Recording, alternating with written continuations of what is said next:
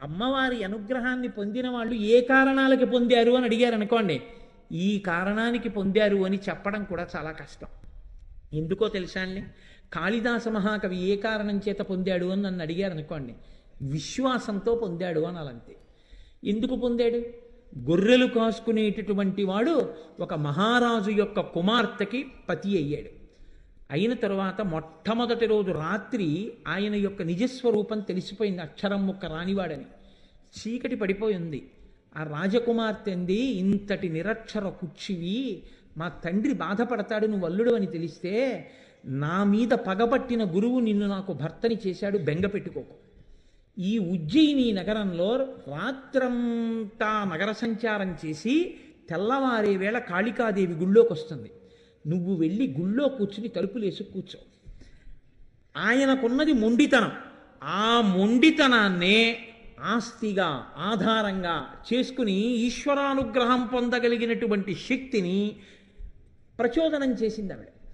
కాబట్టి నీవు వెళ్ళి కాళికాదేవి ఆలయంలో తలుపులు వేసి కూర్చో. తెల్లవారుతుండగా అమ్మవారు వచ్చేస్తుంది, లోపలికి వెళ్ళిపోవాలి. ఇప్పటికీ వారణాసిలో వారాహి ఎలా తిరుగుతుందో అలా తిరుగుతుంది కాళికాదేవి. లోపలికి వెళ్ళడానికి ఆవిడ తలుపులు తెరుస్తుంది, నువ్వు బిడాయించి కూర్చో. ఎవడు రా లోపల తలుపులు తీ అంటుంది. నువ్వు ఆయనకేం రాదు అప్పటికి కాళిదాసు గారికి. 2 మాటలు చెప్తా, ఈ 2 అనుంది. ఏమిటన్నారు? కాళీ విద్య, కాళీ విద్య, ఈ 2 మాటలే అని. ఆయన అన్నాడు విద్య అనలేకపోయాడు కాళిదాసు గారు. కాళీ ఇద్య, కాళీ ఇద్య అన్నాడు. పోనీ అదే అనం. ఈ మొండితనం అమ్మవారి దగ్గర చూపించు. వెళ్ళిపోయి కాళికాదేవి గుళ్ళో కూర్చున్నాడు. వచ్చేసింది తల్లి తెల్లవారుతుండగా. తలుపు చప్పుడు చేసింది, తీయలేదు. తోసింది, తీయలేదు. ఎవడరా లోపల తలుపు తీయండి. అమ్మవారే తలుచుకుంటే తలుపులు తీయలేనంత బలహీనురాలండి కాళికాదేవి కాదు. వచ్చిన ఆవిడ తనని అనుగ్రహించగలదు. గొర్రెలు కాసుకునేవాడిని నాకు ఆవిడ ఎలా ఇస్తుందండి కవిత్వం అని అడగకుండా కూర్చున్నాడు వీడి విశ్వాసం. చూద్దాం ఏం చేస్తాడో. ఒరే తలుపు తీస్తావా తీవా? ఏమీ లేదన్నమాట. ఖాళీ విద్య. తలుపు తీస్తావా తీవా ఈవిడ విద్య కావాలని ఆయన. ఆఖరికి ఆవిడ ప్రసన్నురాలైంది. షహబాష్, ఎంత నమ్మకం రా నా మీద అనుకుంది. ఆ నాలుక తలుపు సందులోంచి బయట పెట్టింది. ఇప్పుడు తలుపు కొద్దిగా తీసి విద్య ఇస్తే కానీ తలుపు తీయడనమాట. విద్య లేనివాడు కాబట్టే తలుపు తీసుకోగలదని తెలుసుకోలేకపోయాడు. విద్యలు ఇచ్చిన తల్లి తలుపే తీయలేదా తెలుసుకోలేకపోయాడు. తలుపు నేను వేసేయగలను ఆవిడ రాకుండా. ఈ మొండితనం విశ్వాసంగా మారిపోయింది అమ్మవారి మీద. ఇప్పుడు నాలుకొక్కటే బయటెట్టాడు. ఎడంచేత్తో దాన్ని ఇలా లాగి రాసేసింది బీజాక్షరాలు. తలుపు తీశాడు.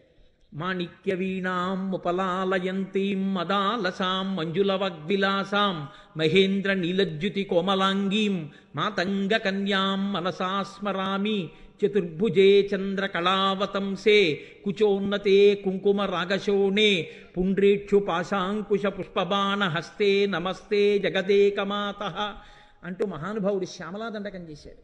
మీకు అందరికీ తెలుసా శ్యామలా దండకం అత్యద్భుతమైనటువంటి దండకం.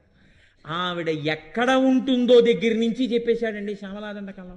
జై జననీ సుధా సముద్రంత హృజ్జన్మణి ద్వీప సంరూఢ బిల్వాటవీ మధ్యకల్పద్రుమాకల్ప కాదంబ కాంతార వాసప్రియే కృత్తి వాసప్రియే సర్వలోకప్రియే సాదరారబ్ధ సంగీత సంభావనా సంభ్రమాలోక నీపస్రగాబద్ధ చూలీచనాధత్రికే సానుమత్పుత్రికే శేఖరీభూత సీతాంశురే కామయూఖావళీనగ్ధ స్నిగ్ధ నీలాలక శ్రేణి శృంగారితే లోక సంభావితే కామలీలాధనుస్సన్ని భభ్రుల్లతా పుష్ప సందోహ సందేహ కృణాసికాముక్తికే చారు గోరోచనా పంక కేళీ లలామాభిరామే సురామే రమే ప్రోల్ల సద్వాలికాముక్తిక శ్రేణికా కుండల నీలికా కుండలో మండితోద్భాసి గండస్థలం యస్త కస్తూరికా పత్రరేఖా సముద్భూత సౌరభ్య సాంద్రీభవన్మంద్ర తాంత్రీశ్వరే భాస్వరే వల్లకీ వాదన ప్రక్రియాలోల తాళీ దశాబద్ధ తాటంక భూషా విశేషాన్వితే సిద్ధ సన్మాన్వితే అని పెద్ద దండకం జరివి సర్వమంత్రాత్మికే సర్వయంత్రాత్మికే సర్వచక్రాత్మికే పాహిమాం పాహిమాం పాహిమాం దేవి తుభ్యం నమో దేవి తుభ్యం నమో దేవి తుభ్యం నమః అని పాదాల మీద పడిపోయాడు. అంతే, సర్వ విద్యలు కరతలామలకమైపోయాయి మహానుభావుడికి. ఇప్పుడు అమ్మవారి అనుగ్రహం అంటే ఏమిటో చూపించాడు. ఆయన దంతపంక్తిలో ఒకడైపోయాడంతే అమ్మవారి అనుగ్రహంతో. ఇప్పుడు చెప్పండి, కాళిదాసు గారు అమ్మవారి అంతటి మహాజ్ఞాని కావడానికి ఏమి అర్హత కలిగిన వాడు అని మీరు నన్ను అడిగారు అనుకోండి, నేనేం చెప్పవలసి ఉంటుంది మీకు? విశ్వాసమే. భక్తితో కూడిన కర్మాచరణము ఆ స్థాయికి వెళ్ళిపోయిందంతే. ఆ రోజులలో ఆశ్చర్యం అండి, ఆయన పేరే కాళిదాసు అయిపోయిందంతే. ఇంకో పేరు లేదు ఆయనకి, ఆయన పేరే కాళిదాసు. మహానుభావుడు ఉజ్జయిని రాజ్యంలోకి వెళ్ళి ధారానగరానికి వెళ్ళారు, భోజరాజు గారు పరిపాలిస్తున్న చోటికి. భోజరాజు గారి ఆస్థానంలో ఏకసంతాగ్రాహి, ద్విసంతాగ్రాహి, త్రిసంతాగ్రాహి అని ముగ్గురు ఉండేవారు. ఒక్క మాట పద్యం చెప్తే ఏకసంతాగ్రాహి గ్రహించి చదివేస్తాడు. చెప్పిన ఆయన ఏకసంతాగ్రాహి జరిగితే 2 మాటలు విని ద్విసంతాగ్రాహి జరుగుతాడు. ద్విసంతాగ్రాహి ఏకసంతాగ్రాహి చదివిన వాడిది విని త్రిసంతాగ్రాహి జరుగుతాడు. వీళ్ళు ముగ్గురు చదివి అంటారు, వాడి సొంత కవిత్వం కాదు మహాప్రభో, ఎక్కడో ఉన్నదే వీడు చదివాడంటారు. రాజు శిక్ష వేసి పంపిస్తుండేవాడు. ఏ కవిని భోజరాజు దగ్గరికి రానిచ్చేవారు కాదు. కాళిదాసు గారు అమ్మవారి అనుగ్రహంతో కనిపెట్టారు, వీళ్ళు భోజరాజు దగ్గరికి కవుల్ని చేరనివ్వట్లేదు అని. ఏమీ తెలియని వారిలా వెళ్ళారు వీళ్ళ దగ్గరికి. వెళ్ళి, అయ్యా నేను పేద బ్రాహ్మణుండండి, ఏమి ఐశ్వర్యం లేదు, భోజరాజు గారి దర్శనం చేయిస్తే ఓ శ్లోకం చెప్తాను, దానివల్ల నాకేమన్నా 4 రూకలు ఇస్తాడనుకుంటున్నాను, తప్పకుండా చేయిస్తాం, కానీ నీకేమొచ్చో శ్లోకం చెప్పు అన్నారు. ఆయన అన్నాడు, అస్థివద్భకవచ్చైవ చల్లవత్ తెల్ల కుక్కవత్ రాజతే భోజతే కీర్తి పునఃసన్యాసిదంతవత్ అన్నాడు. భోజరాజు గారి కీర్తి ఎలా ప్రకాశిస్తోందో తెలుసా? అస్థి అంటే ఎముక, ఎముక ఎంత తెల్లగా ఉంటుందో భోజరాజు గారి కీర్తి అంత తెల్లగా ఉంది. బకవచ్చైవ అంటే కొంగ ఎంత తెల్లగా ఉంటుందో భోజరాజు గారి కీర్తి అంత తెల్లగా ఉంది. సల్ల అంటే మజ్జిగ ఎంత తెల్లగా ఉంటుందో అంత తెల్లగా ఉంది. తెల్ల కుక్కవత్, తెల్ల కుక్క ఎలా ఉంటుందో అంత తెల్లగా ఉంది. రాజతే భోజతే కీర్తి పునఃసన్యాసి దంతవత్, సన్యాసి దంతాలు ఎంత తెల్లగా ఉంటాయో అంత తెల్లగా ఆయన కీర్తి ఉంది. దానికి వివరణ మాత్రం నన్ను అడక్కండి, లేనిపోవడం. కాబట్టి పునఃసన్యాసి దంతవత్, సన్యాసి దంతాలంత తెల్లగా ఆయన కీర్తి ప్రకాశిస్తోంది అన్నారు. ఇప్పుడు ఈ శ్లోకం విని వీళ్ళు అనుకున్నారు, ఇంత చేతకాని కవులున్నారు లోకంలో అనుకుంటాడు రాజు, వీడిని తీసుకెడదాం అనుకున్నారు. ఈయన ఆ కవులు మాట్లాడుతున్నప్పుడు కనిపెట్టారు, ఏకసంతాగ్రాహికి కొద్దిగా నత్తి ఉంది, టకారం డకారం మకారం నకారం పలకదు, బాగుందనుకున్నారు. మర్నాడు రావయ్యా తీసుకెడతాం భోజరాజు గారి దగ్గరికి అన్నారు. తీసుకెళ్లారు భోజరాజు గారి దగ్గరికి, తీసుకెళ్ళి కూర్చోపెట్టారు. ఈయన ఒక కవిటండి, మీకు ఏదో శ్లోకం చెప్తాట అన్నారు. ఏది చెప్పమన్నారు భోజరాజు గారు? ఏకసంతాగ్రాహి తిరిగి చెప్పే అవకాశం లేని పద్యం చెప్పాలి. అటువంటి శ్లోకం చెప్తే నత్యున్నవాడు మళ్ళీ పలకలేడు. కాబట్టి ఇప్పుడు కాళిదాసు గారు అన్నారు, షజ్జామజ్జకరాజ్య వీజ్య వసుధాజ్జాలాంశ్చమజ్జాకిరే జిట్యేట్కిక్కి ధరే ఖణఖణా ఖజ్జూర విడ్రభ్రమ లుఢ్రం లుఢ్భ్రమ లుఢ్ర యుధపాడ్డస్తథా పాదౌటేటి పటేటిటేటిటురసత్ప్రఖ్యాతి సత్యాదయ అన్నారు. అందులో ప్రారంభమే జకారం. షజ్జామజ్జకరాజ్య వీజ్య వసుధాజ్జాలాంశ్చమజ్జాకిరేట్కిక్కి ధరే ఖణఖణా షాజ్జూల లుఢ్రం భ్రమ. ఈ మాట అనేటప్పటికీ వాడు అదిరిపోయాడు ఏకసంతాగ్రహం. ఇది ఏమిట్రో, ఈ జకారాలు ఏమిటి, ఈ అల్లరేమిటి, ఈ శ్లోకం ఏమిటి, పాదౌటేటి పటేటిటేటి టకారం ఏది పలకదు, అలా ఉండిపోయాడు. ఏమిటి నిన్న చెప్పిన శ్లోకం ఏం వాళ్ళు చెప్పట్లేదు ఏమిటి? ఇప్పుడు ఇది వినగానే భోజరాజు గారు తూర్పు దిక్కుకున్నవారు ఠక్కని దక్షిణానికి తిరిగారు.